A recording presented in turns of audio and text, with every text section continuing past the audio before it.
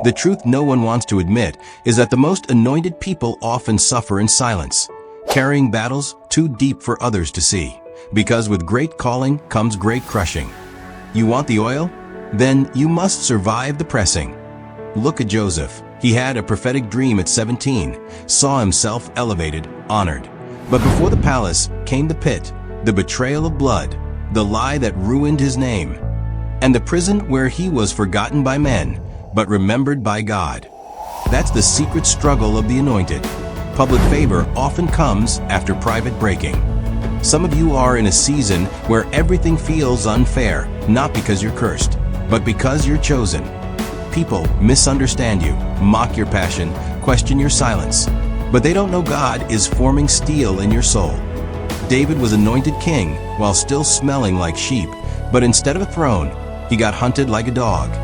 For years, he hid in caves, wept in deserts, and begged God for strength not to kill the man trying to destroy him. Imagine that God tells you you're king, then lets you run for your life.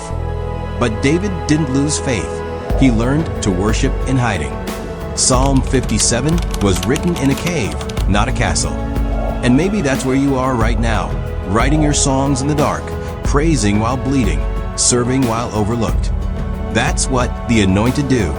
They don't chase stages, they endure seasons. Elijah called down fire from heaven and silenced 450 false prophets, but one chapter later, he's under a tree begging God to take his life. Depression after victory, loneliness after obedience. The anointing doesn't make you immune, it makes you a target. Satan doesn't attack the lukewarm, he hunts the burning ones. If you've been under constant warfare, it's not random, it's recognition. Hell saw the oil before people did. Even Jesus wasn't exempt. The Spirit led him into the wilderness right after God called him beloved. He faced hunger, isolation, and temptation, not to prove himself to men, but to prove to Satan that his identity wasn't negotiable. That's what anointed people wrestle with, the fight to believe what God said even when your reality looks like the opposite.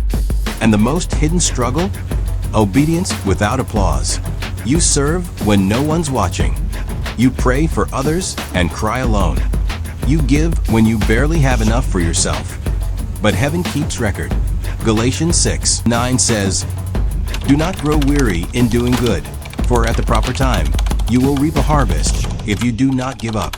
The enemy wants you to give up in the waiting, to believe that the wilderness means God changed his mind. But he didn't. God hides his greatest warriors in caves before revealing them in kingdoms. So if you're in hiding, in heartbreak, in holy frustration, don't despise it. That's the proving ground. That's the sacred fire where real anointing is forged. And when the time is right, God will do for you what he did for Joseph. He will summon you from the prison to the palace in a single day. But don't skip the silence. Don't rush the cave. Don't waste the breaking, because the oil you carry must cost something. If you're truly anointed, then you're not weak for struggling. You're strong for still standing. You are not forgotten. You are in formation. And when God reveals what he's been preparing, even your scars will testify. This pain had a purpose.